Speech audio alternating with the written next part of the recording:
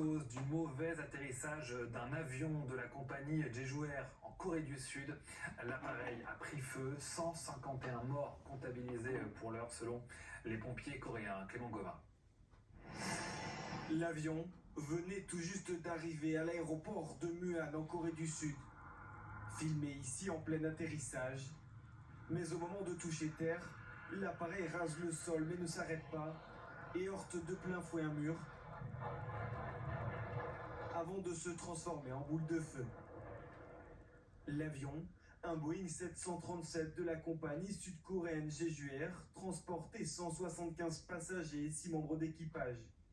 Il reliait la ville de Bangkok en Thaïlande à celle de Muan au sud-ouest de la Corée du Sud. Autour de l'aéroport, quelques instants après le crash, un énorme panache de fumée. Et au sol, pompiers et secouristes découvrent une carcasse presque complètement détruite. Mais ils parviennent malgré tout à extraire 2 membres de l'équipage, blessés mais sains et saufs.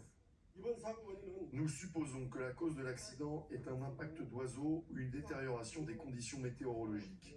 La cause exacte sera déterminée par une enquête médico-légale plus approfondie.